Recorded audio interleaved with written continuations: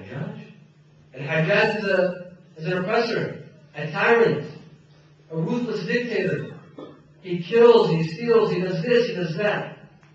Once he was done, Al-Hajjaj says, do you know who I am? The man says, no. He said, I am Al-Hajjaj. The man stops for a moment. He said, well, do you know who I am? Hajjaj says, no. He said, I'm the crazy person of this time.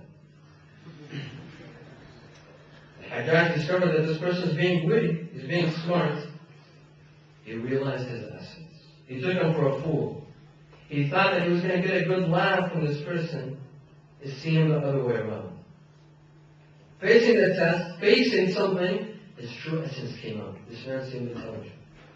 Amir al-Mu'mineen sallallahu alayhi, the night of his wedding with al-Baneen, when he married al-Baneen, the night of his wedding, he discovered that al-Baneen is extremely attractive, very beautiful, but he wanted to see how she is inside. You see, there's an outer beauty and there's an inner beauty. To Amir al-Mu'mineen, the inner beauty counted, not the outer beauty. So he asked her a question. He tested her. He said, do you have a request for me? She said, yes. He said, what's your request? She says, I want you to change my name. Your name? Her name was Fatima. Fatima al-Kilabiyya. From Bani Kilab. From the family of Kilab bin dogs. Back then, I don't know why, but tribes would be named after animals. Bani Kilab, Quraysh. Quraysh means a small shark. Apparently they liked wild animals back then. Her name was Fatima. Everyone said, change your name? The name of Fatima? The most beautiful name. Change this name? She said, yes, I want you to change this name. Why? She said, because your orphans, Al-Hassan, Hussein, Zainab, when they hear you calling me Fatima, they remember their mother, Fatima Zahra, who died at the age of 18. Their young mother who died, and their hearts will be broken. Their hearts will be broken. I don't want their hearts to be broken, so change my name. And yet Mu'min discovered her true essence. He discovered that her inner beauty is greater than her outer beauty. And so he gave her another name. He gave her the name of Al-Baneen, the mother of sons, the children. He gave her this name. She passed the test. Her true essence was revealed, the essence of gold, the nature of gold. And of course, later on, Al-Baneen decided to change that name as well. This name, Al-Baneen, she said, change it. لا تدعوني ويك البنين تذكريني باليوث العالم. Don't call me the mother of sons, because I am left with no sons. 4 sons of hers were killed on the day of Ashura. Al-Abbas, Abdullah, Ja'far, and Uthman. But when she was told about her sons, as soon as they told her about each and every single one of her sons, she would say, Fidan and Hussein. She didn't weep. She didn't cry. She would say, Fidan and Hussein. May there be a sacrifice for Hussein. This was the essence of Al-Bayt. One question, one test. And her true essence was revealed.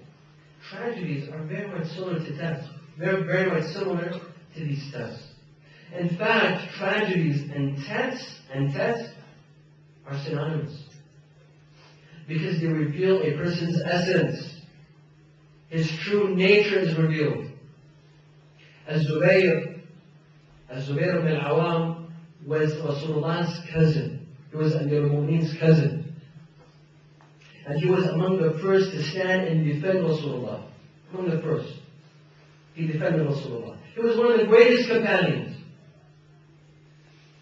And when Fatima Zahra was about to die, when she gives Amir al-Mu'mineen that sensitive will, when she tells Amir al-Mu'mineen that will in the middle of the night, when she told Amir al-Mu'mineen to take out Al-Hassan and Hussein out of the house. Why? Because she was about to say a few words that she didn't want Al-Hassan and Hussein to hear. She told Amir al-Mu'mineen what she told.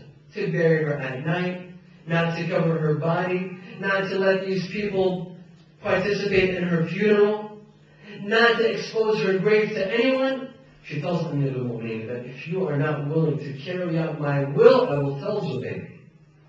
Now, This tells us what a great companion Zubayr was. That if Fatima Zahra tells Amir al-Mu'minin that if you're not willing, I will tell Zubayr. And Zubayr, at the day of Saqifa, when all the Sahaba gathered to announce a Khalifa other than Amir al-Mu'minin, and Zubayr drew his sword. He drew his sword and he said, La ubaya illa Ali. La ubaya illa Ali. And then one of the companions, Umar ibn Khattab, he says, Alaykum bil kalb. Take care of the dog, meaning Zubayr. Meaning, take his sword away. Calling Zubayr, who was one of the greatest companions, he calls him a dog. And then they accuse us of cursing the Sahaba. Well, read your history and see who was the first to curse and use harsh language. We're not the people that use hard language. We're not the people that curse. Read history and see who were the ones that cursed. But this is Zubayr. This is great companion face the test. When Amir al-Mu'minin alayhi salam, 25 years after the death of Rasulullah, he comes to power, he becomes the Khalifa in outer appearance. He becomes the Imam in outer appearance. Otherwise, Amir al-Mu'minin was the Imam ever since the day that Rasulullah died. But 25 years later, he came to power in the outer appearance. Otherwise, Amir al-Mu'minin was Imam from day one. As Zubayr, who was his cousin. And Talha, they came to Amir al-Mu'minin and they told him that we want to be governors. You're the ruler. And we're your companions, we're your friends. In fact, Zubayr told him, I'm your cousin. And I want to become the governor of Kufa. Talha wanted to become the governor of Basra. And Amir al-Mu'minin refused. Why? Because to Amir al-Mu'minin, Zubayr was not capable. He was not qualified. Even if it's his companion, even if it's his cousin. If he's not qualified, he cannot put him as governor. Even if it's his family members, Aqil would come to Amir al-Mu'minin. Aqil was his brother. He would tell him that I'm his sisters, his cousins, his neighbors, but his entire hometown. He takes his entire hometown to Baghdad along with him. Amir al-Mu'minin was not willing to bring his cousin to put him as a governor of Kufa. And look at what his followers, so-called followers, what are they doing to him? Muawiyah hears of this. He hears of this incident. Muawiyah was extremely deceitful. Dahiyah. Muawiyah was extremely witty. He writes to Zubayr that I have received allegiance from thousands of people here in Damascus, giving you allegiance, calling you the Khalifa. So make an army and fight Ali ibn Abi Talib, and we shall declare you as the Khalifa. Zubayr, who was with Rasulullah all his life, the cousin of Amir al-Mu'minin, was fooled. He faces a test. His true essence comes out.